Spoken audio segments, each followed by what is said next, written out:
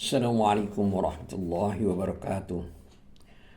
Alhamdulillahirabbil alamin wassalatu wassalamu ala asrafil mursalin Muhammadin wa ala alihi wa sahbihi ajma'in. Baiklah, kali ini kita akan membahas ayat 152, 153 dan 154 dari surat Al-A'raf. Adapun terjemahan dari ayat 152 surat Al-A'raf adalah sebagai berikut. Sesungguhnya orang-orang yang menjadikan patung anak sapi sebagai sesembahannya kelak akan menerima kemurkaan dari Tuhan mereka dan kehinaan dalam kehidupan di dunia. Demikianlah kami memberi balasan kepada orang-orang yang berbuat kebohongan. Selanjutnya terjemahan dari ayat 153 surat Al-A'raf adalah sebagai berikut. Artinya, dan orang-orang yang telah mengerjakan kejahatan, kemudian bertaubat dan beriman, niscaya setelah itu Tuhanmu Maha Pengampun, lagi Maha Penyayang. Demikian terjemahan dari ayat 152 dan 153 surat Al-A'raf. Terkait dengan ayat-ayat yang tadi telah kita bacakan, maka kemurkaan Allah yang ditimpakan kepada Bani Israel oleh sebab peribadatan patung anak lembu itu, maka Allah Ta'ala tidak menerima taubat mereka sampai sebagian mereka membunuh sebagian yang lain. Sebagaimana telah disebutkan dalam surat Al-Baqarah ayat 54 yang berbunyi, artinya, karena itu bertaubatlah kepada penciptamu dan bunuhlah dirimu. Itu lebih baik bagimu di sisi penciptamu. Dia akan menerima taubatmu. Sungguh, dialah yang Maha Penerima taubat, lagi Maha Penyayang. Sedangkan kehinaan yang menimpa mereka sesudah itu adalah kehinaan dan kerendahan di dalam kehidupan di dunia ini.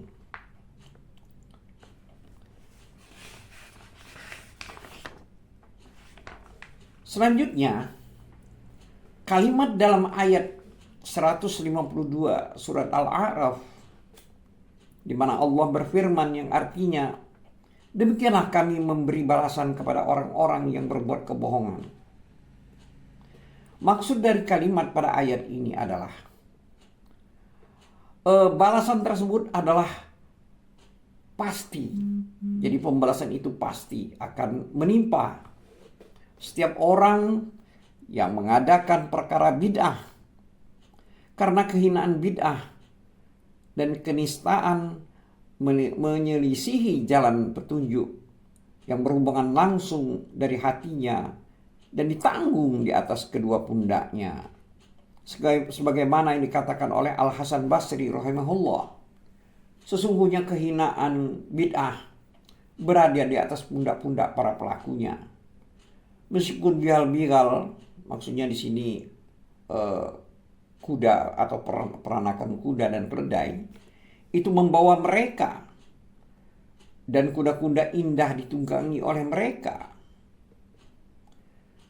Demikian yang telah diriwayatkan oleh Ayub As-Saktiani rahimahullah dari Abu Kilabah Al-Jarni, bahwa dia membaca ayat tersebut yang bunyinya, yaitu pada kalimat ayat 152 surat Al-A'raf, yang artinya, demikianlah kami memberi balasan kepada orang-orang yang berbuat kebohongan.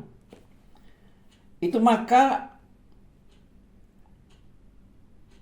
Ayub telah berkata, demi Allah, kehinaan itu akan terus menimpa setiap orang yang membuat-buat kedustaan sampai hari kiamat nanti. Sedangkan Sufyan bin Uyainah rahimahullah berkata, setiap pelaku bid'ah adalah orang yang hina.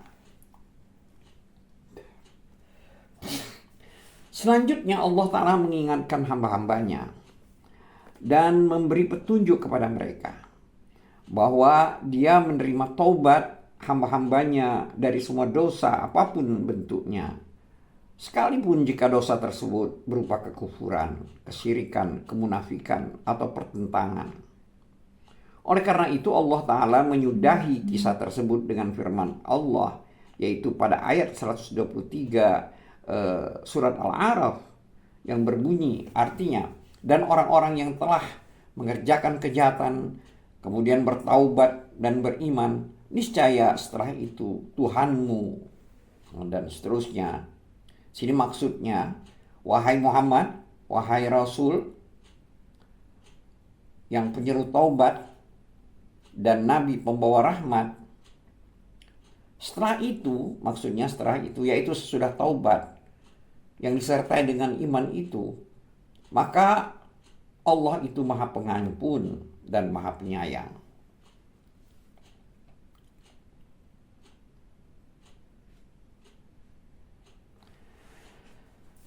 Adapun Ibnu Hatim, Abi Hatim rahimahullah meriwayatkan dari Alqamah dari Abdullah bin Mas'ud radhiyallahu anhu bahwasanya dia pernah ditanya tentang hal tersebut, yakni tentang seseorang lelaki yang berbuat zina dengan seorang wanita, lalu lelaki itu menikahinya. Maka Abdullah bin Mas'ud radhiyallahu anhu membacakan ayat tersebut, yaitu ayat 153 surat Al-A'raf, yang artinya, dan orang-orang yang telah mengerjakan kejahatan kemudian bertaubat dan beriman, niscaya setelah itu Tuhanmu Maha Pengampun lagi Maha Penyayang. Di sini Abdullah bin Mas'ud radhiyallahu anhu membacakan ayat tersebut sebanyak 10 kali. Tetapi dia tidak memerintahkan mereka dengannya, maksudnya menikahi wanita yang dizinai, dan tidak pula melarang mereka darinya.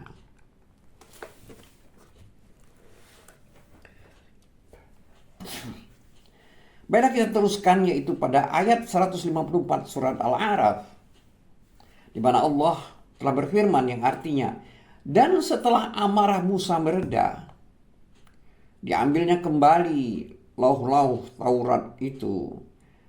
Di dalam tulisannya terdapat petunjuk dan rahmat bagi orang-orang yang takut kepada Tuhannya.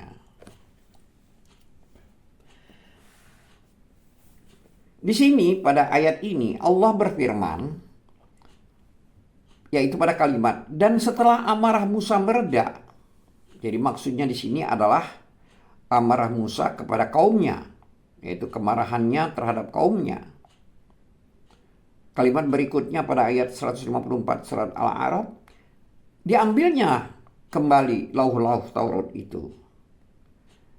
Jadi maksud dari kalimat pada ayat 154 ini adalah diambilnya kembali lauh-lauh dari Taurat yang sempat dia lemparkan disebabkan kemarahan yang sangat atas peribadatan mereka kepada patung anak lembu itu. Di sini maksudnya adalah kemarahan itu timbul dari kecemburuan dan kemarahannya karena Allah Ta'ala.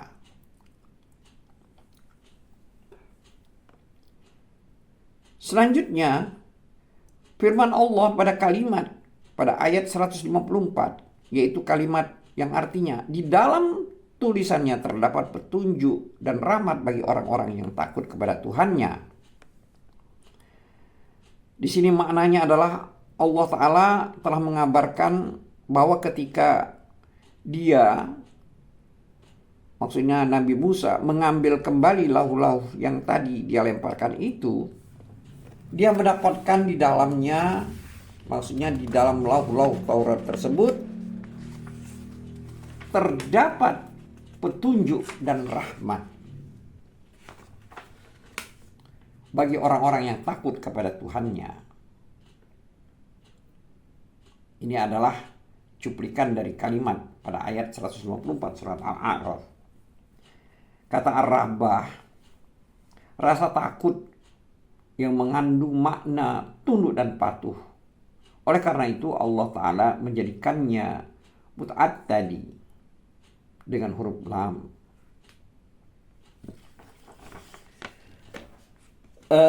Demikian terjemahan atau makna singkat dari ayat 152, 153, dan 154 dari surat Al-A'raf. Wabillahi taufiq wal hidayah. Wallahu a'lam bishawab. Wabillahi taufiq wal hidayah. Assalamualaikum warahmatullahi wabarakatuh.